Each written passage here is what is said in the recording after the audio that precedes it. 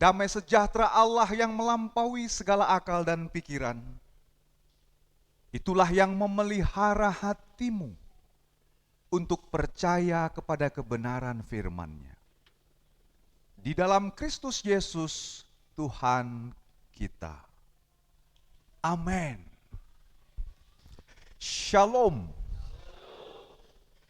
Bapak Ibu jemaat Tuhan yang terkasih, kita bersyukur kembali boleh berjumpa di dalam ibadah pertama setelah Paskah.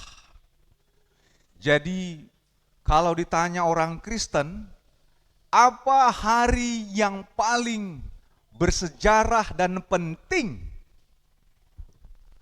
Hari apa? Hari Paskah. Hari Paskah itu kemudian ditetapkan. Hari apa itu Paskah? Hari pertama setelah Sabat, atau hari ketiga setelah Tuhan Yesus mati, yaitu hari pertama setelah Sabat. Dalam kalender Romawi disebut hari Minggu. Jadi kalau ditanya apa hari yang membuat kita bersyukur dan berkemenangan, hari apa? Hari Minggu. Jadi jangan lupa itu hari Minggu. Alani Ido, karena itulah Bapak Ibu, hari kemenangan kita hari Minggu. Kalau nanti abang kakak kita yang senior, yang beragama Muslim, itu abang kita. Karena mereka Syabangan. Mereka hari kemenangannya adalah hari yang fitri, kalau mereka mampu melewati yang namanya bulan Ramadan, puasa. Itu bedanya dengan orang Kristen. Orang Kristen itu dimenangkan oleh Yesus Kristus. Dang alani gogom. Dang alani na adong diho. Karena itulah kita berharga. Karena Tuhan yang menyelamatkan. Dan kemenangan itu diberikan orang yang percaya akan kebangkitan. Itulah Paskah. Karena itu Bapak Ibu, ini Minggu Kuasimo de Geniti yang mengingatkan kita sebagai orang-orang yang sudah ditebus, maka sangat bergantung macai rikotian dihita Tuhani. Betapa pentingnya Tuhan itu dalam hidup kita seperti bayi yang membutuhkan air susu yang murni. Itu kira-kira minggu ini, makanya minggu ini berwarna liturgi putih. Artinya apa? Kita baru, suci. Dan dalam tradisi gereja pertama setelah berlakulah agama Kristen menjadi agama negara di Roma pada waktu itu, selama 1 pekan, 1 minggu, semua orang Kristen itu pakai baju putih. Kenapa? Mau menyimbolkan, mau mengingatkan bahwa kita sudah diselamatkan, menang. Jadi kalau ada orang harus berkemenangan dengan berjerih lelah, itu pun belum tentu selamat. Tapi orang Kristen ada kepastian kemenangan, keselamatan di dalam Yesus Kristus.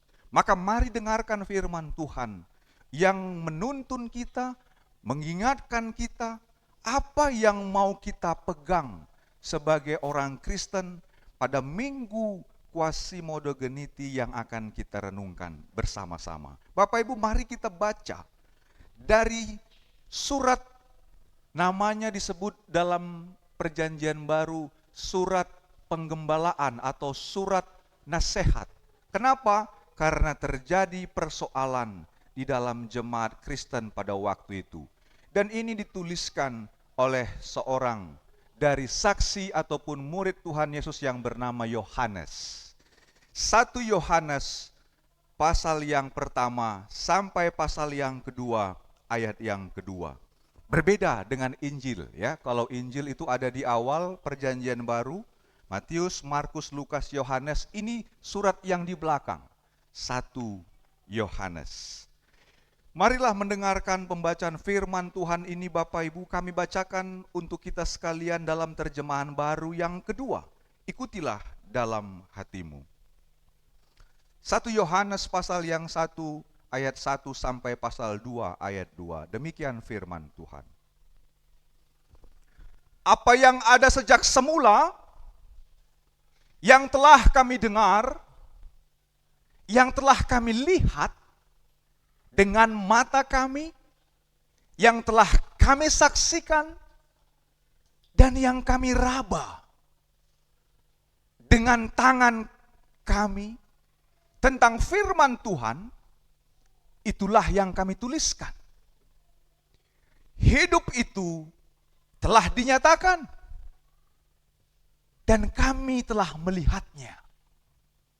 Sekarang kami bersaksi dan memberitakan kepada kamu tentang hidup kekal yang ada bersama Bapa dan yang telah dinyatakan kepada kami. Apa yang telah kami lihat dan kami dengar itu, kami beritakan kepada kamu juga, supaya kamu pun mempunyai persekutuan dengan kami. Persekutuan kami adalah persekutuan dengan Bapa dan dengan anaknya, Yesus Kristus. Semuanya ini kami tuliskan kepada kamu, supaya sempurnalah sukacita kita. Inilah berita yang telah kami dengar dari Dia, dan kami sampaikan kepada kamu. Allah adalah terang, dan di dalam Dia sama sekali tidak ada kegelapan. Jika kita katakan bahwa kita mempunyai persekutuan dengan Dia, tetapi kita hidup di dalam kegelapan, kita berdusta dan tidak melakukan kebenaran. Jika kita hidup di dalam terang, sama seperti Dia ada di dalam terang, kita mempunyai persekutuan seorang dengan yang lain. Dan darah Yesus, anaknya itu, menyucikan kita dari segala dosa. Jika kita berkata bahwa kita tidak berdosa, kita menipu diri kita sendiri. Dan kebenaran tidak ada di dalam kita. Jika kita mengaku dosa kita, Ia setia dan adil, sehingga Ia akan mengampuni segala dosa kita dan menyucikan kita dari segala kejahatan. Jika kita berkata bahwa kita tidak pernah berbuat dosa, kita membuat Dia menjadi pendusta, dan firman-Nya tidak ada di dalam kita. Anak-anakku, hal ini kutuliskan kepada kamu, supaya kamu jangan berbuat dosa. Namun, jika seseorang berbuat dosa, kita mempunyai seorang pengantara kepada Bapa, yaitu Yesus Kristus yang adil. Dialah pendamaian untuk segala dosa kita, dan bukan untuk dosa kita saja, tetapi juga untuk dosa seluruh dunia. Amin.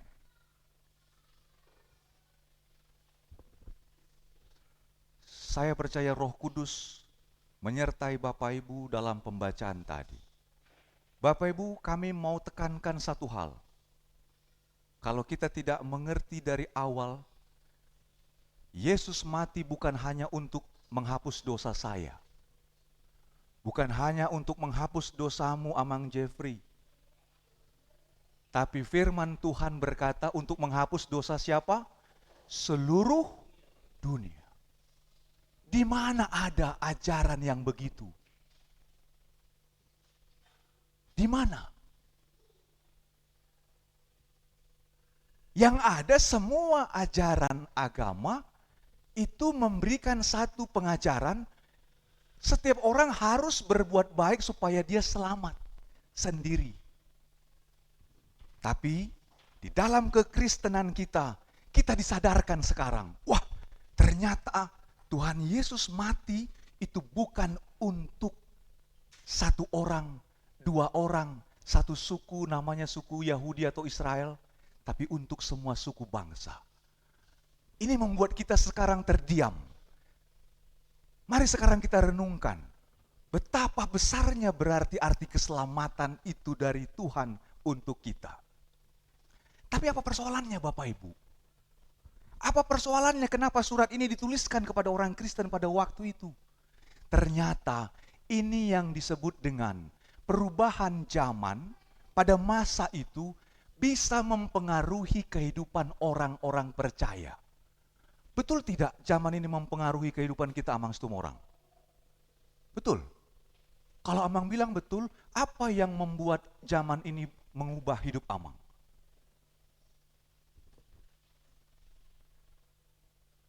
Apa contoh salah satu zaman ini yang mengubah kita?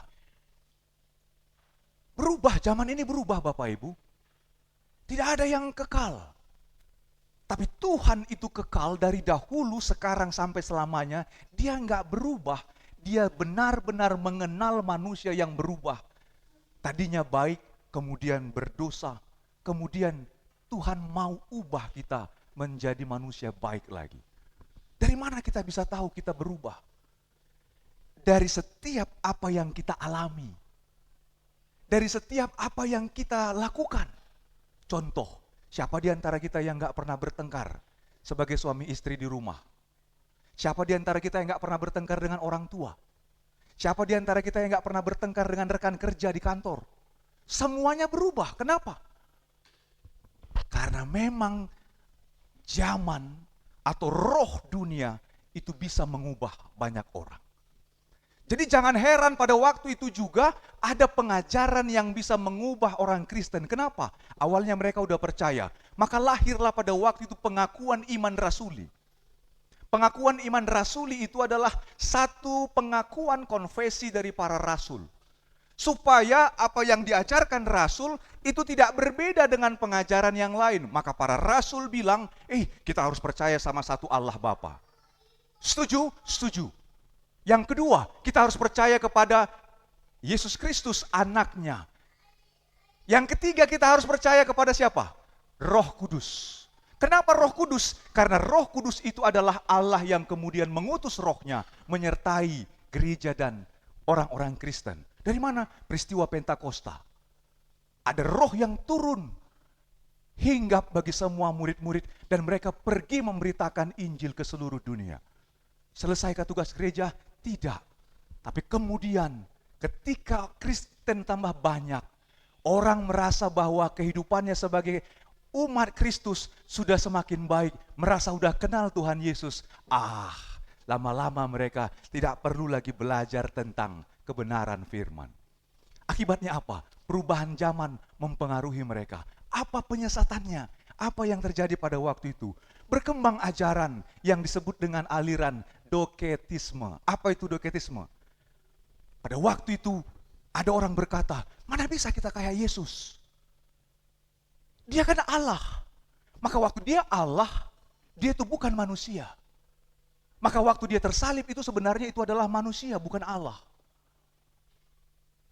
Waktu dia naik ke surga, dia itu Allah. Wah, ini kemudian jadi satu perdebatan di dalam jemaat. Terjadi keributan. Kenapa kau bilang Tuhan Yesus itu bukan manusia? Tuhan Yesus itu bukan Allah. Bapak Ibu, kami harus jelaskan ini. Supaya kita pun jangan sekarang diobok-obok sama ada banyak ini sekarang orang-orang yang di sosial media mau memberikan satu pengajaran kekristenan yang itu katanya tidak terbukti. Jangan sampai. Saya mau tanya sama kita, benarkah kita Bapak Ibu sudah kenal sama Tuhan Yesus? Sebab ada juga jemaat itu yang sharing sama kami. Bertanya tentang Alkitab. Bapak Ibu, kami senang kalau kita berdiskusi dan bertanya tentang itu. Itu artinya kita mau tahu tentang kebenaran. Tapi pada waktu itu kenapa ini dituliskan kepada orang Kristen? Karena pada waktu itu sudah terjadi perdebatan. bahwa orang-orang Kristen pada waktu itu ada yang sudah percaya Yesus itu bukan manusia. Dia hanya Allah.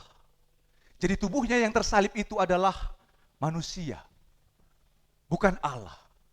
Sekarang kita ditanya, benarkah demikian? Maka tidak ada jalan lain. Yang bisa memverifikasi itu adalah kembali kepada firman Allah yang ada dalam Alkitab. Makanya penulis Injil, penulis surat Yohanes ini sama-sama mengutip apa yang disaksikan oleh Injil. Perhatikan, pada ayat yang pertama, dikatakan di sana, apa yang ada sejak semula, yang telah kami dengar, yang telah kami lihat dengan mata kami, yang telah kami saksikan, yang kami raba. Siapa yang meraba itu? Semua murid-murid yang meraba apa yang dilakukan Tuhan Yesus. Bahkan waktu ada yang jatuh, mau berjalan di atas air mengikut Yesus, dia mau jatuh tapi dia pegang tangan Tuhan. Bahkan ketika Tuhan Yesus bangkit, ada muridnya yang tidak percaya, dikira itu adalah hantu. Thomas, apakah engkau tidak percaya? Kenapa dia harus 40 hari ada di dunia setelah bangkit? Dia mau memperkenalkan dirinya, dia adalah manusia yang bukan hantu. Dan dia adalah Tuhan yang terangkat ke surga dengan tubuh yang baru. Bapak Ibu, inilah pengakuan iman kita, kenapa kita percaya Yesus Kristus itu Allah dan manusia. Karena dia dikandung oleh seorang perawan bernama Maria. Roh itu menjadi daging, namanya Yesus yang lahir di Bethlehem. Maka ini tuntas dalam ajaran kekristenan. Bahwa Yesus itu adalah Tuhan Allah dan dia juga jadi manusia. Tapi kalau ada orang berpikir Yesus itu bukan Allah, dia hanya manusia, atau sebaliknya dia adalah manusia, bukan Allah, maka ini yang disebut dengan ajaran sesat. Maka penulis ini mau memberikan satu counter ataupun satu cara untuk membentengi jemaat. Jangan disesatkan dengan pengajaran itu. Itu inti dari surat ini, Bapak Ibu. Supaya kita mengerti, dari mana kita bisa tahu bahwa ini berdampak terhadap kehidupan orang Kristen. Sangat berdampak. Dari mana kita bisa lihat buktinya? Dari bagaimana orang Kristen mengenal kebenaran firman Tuhan. Contoh,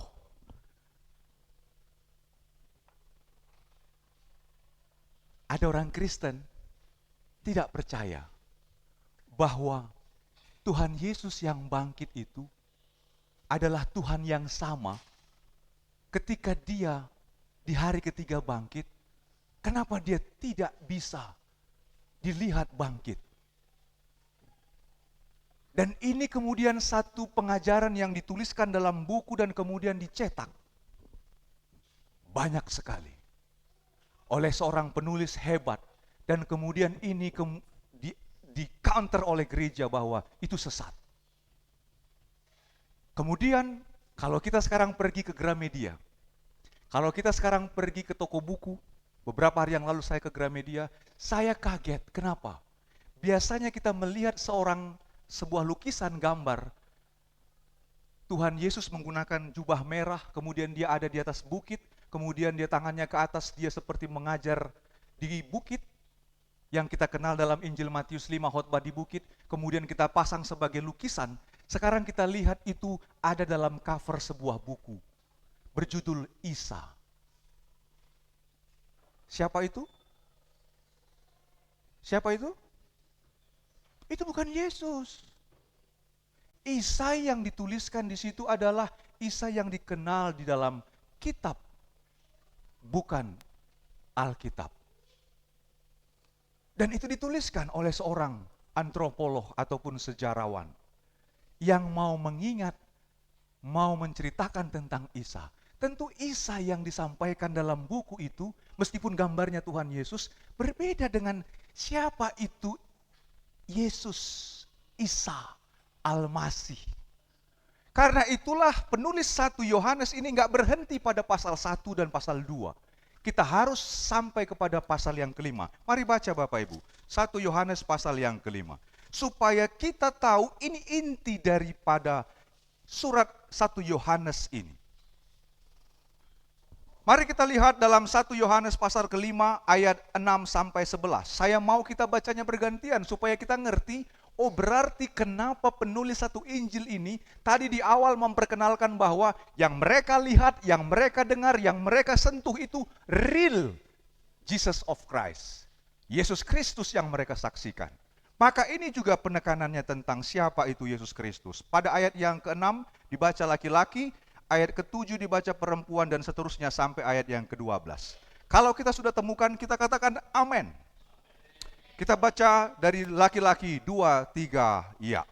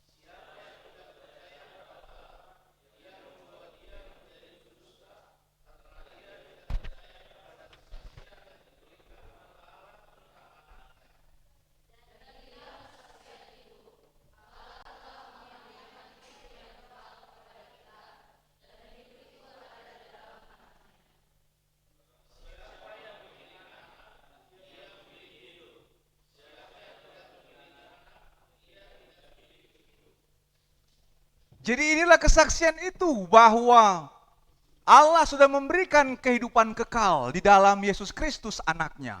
Maka siapa yang percaya kepada Yesus Kristus, dia akan memiliki kehidupan kekal.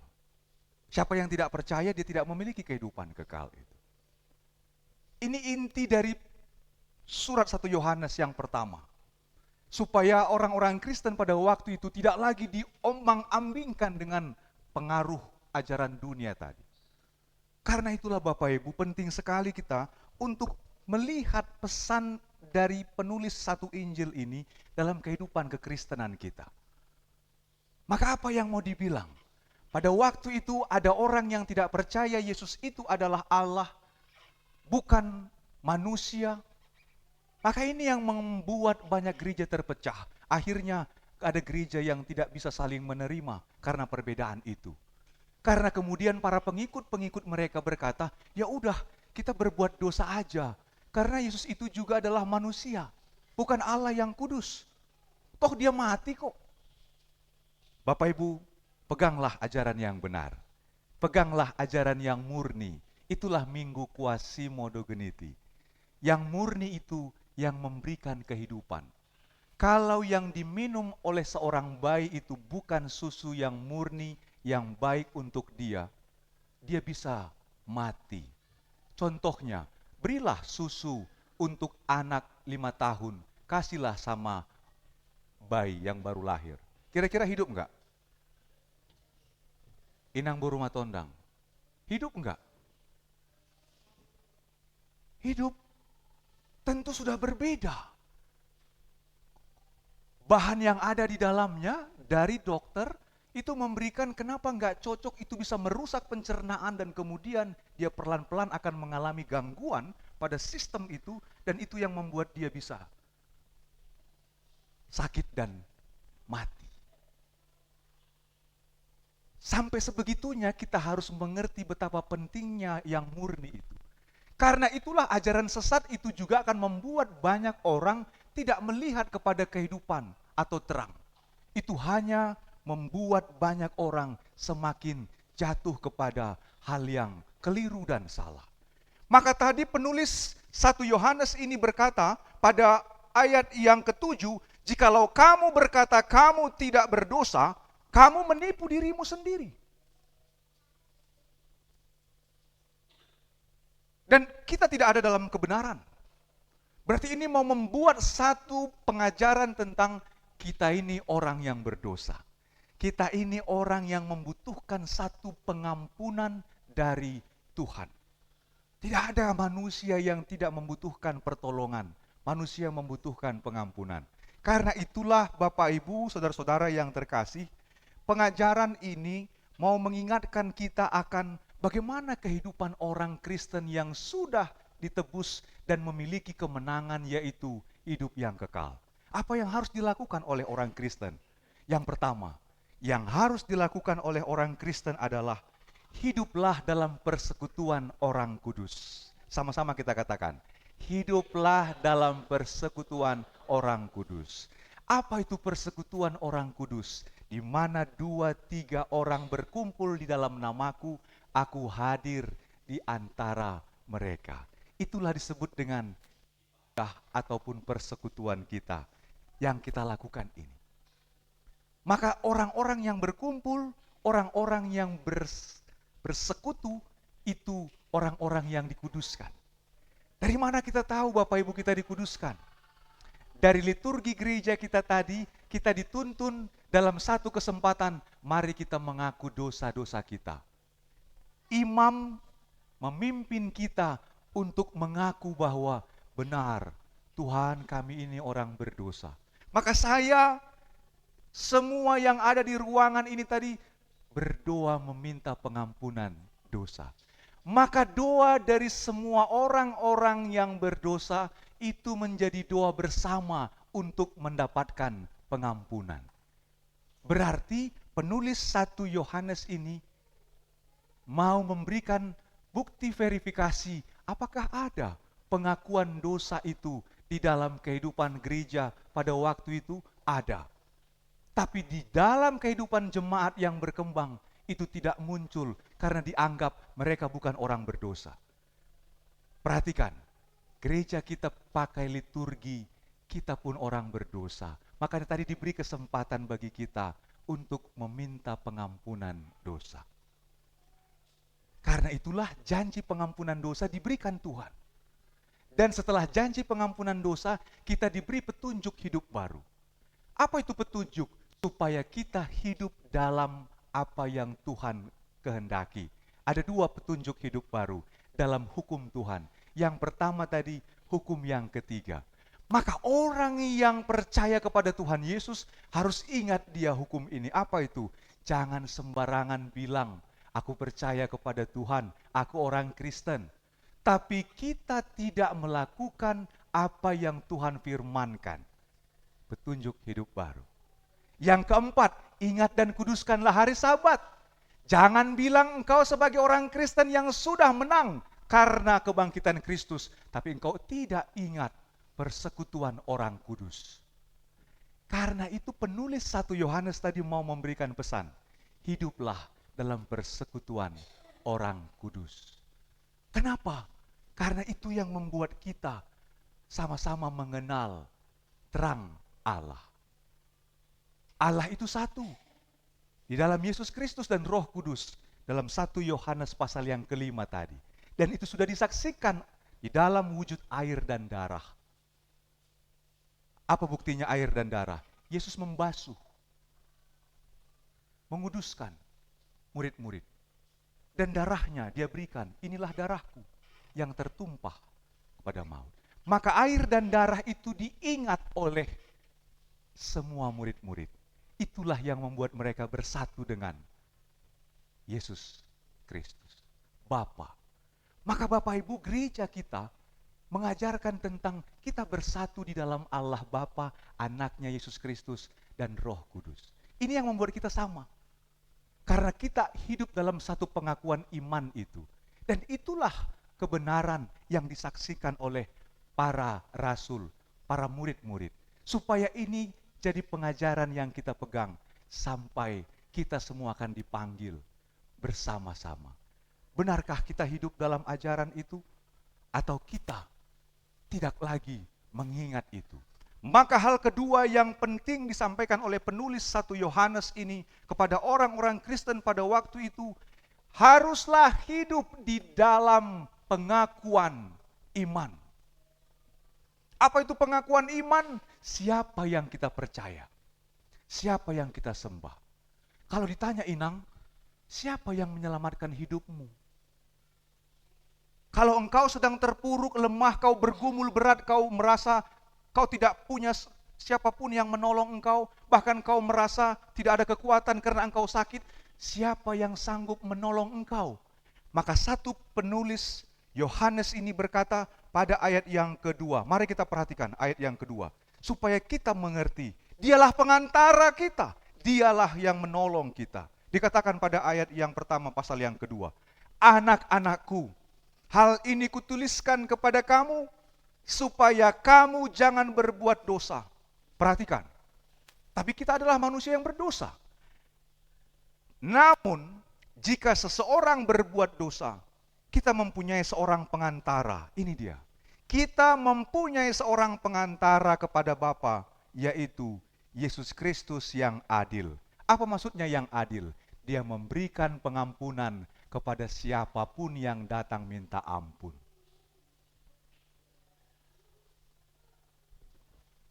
Siapapun yang berdosa minta ampun, Tuhan Yesus ampuni saya, Tuhan itu adil. Dia berikan pengampunan dosa. Tadi dikatakan oleh penulis 1 Yohanes pasal yang kelima, itu untuk dosa dunia.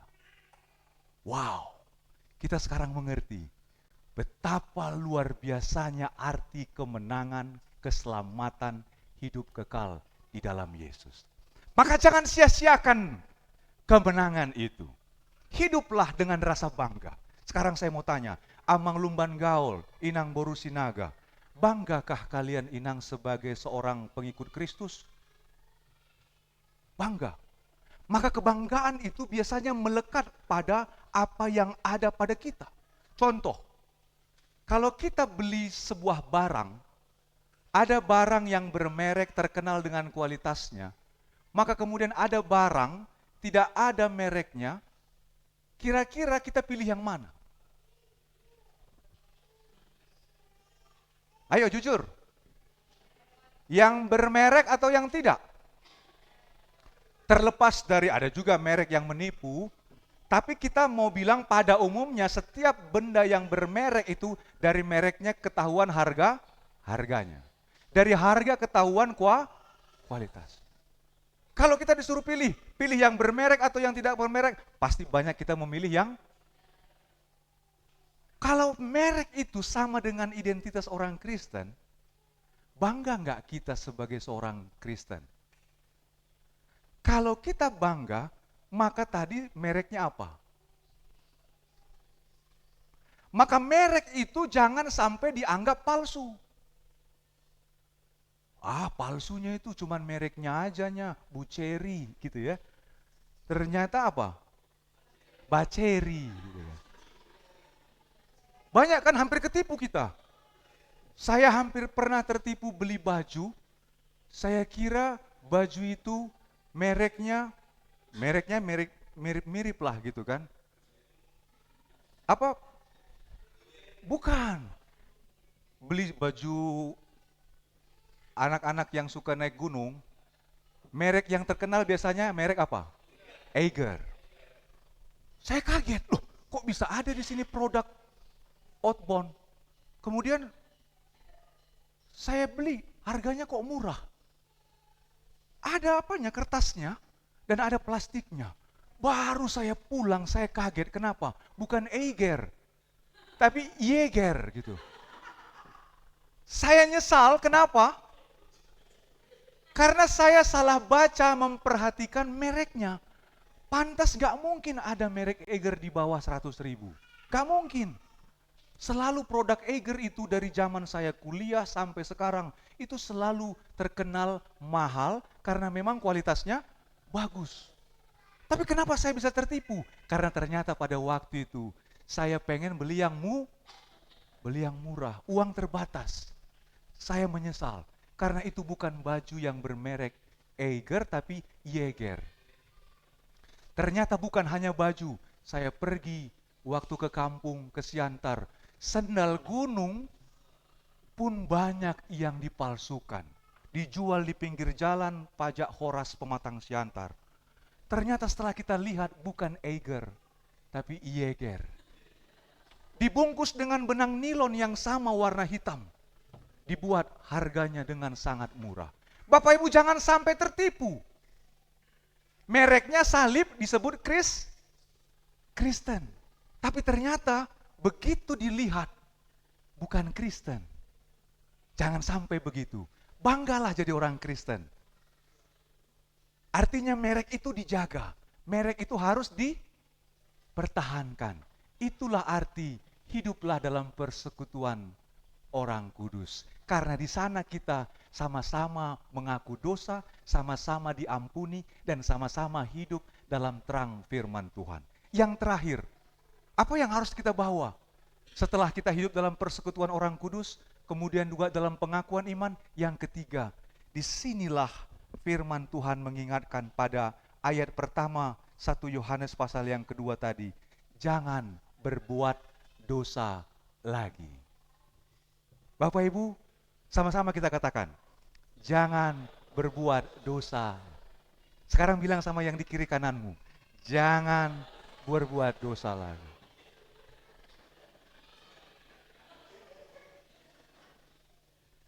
Kenapa jangan berbuat dosa lagi, Amang Pendeta?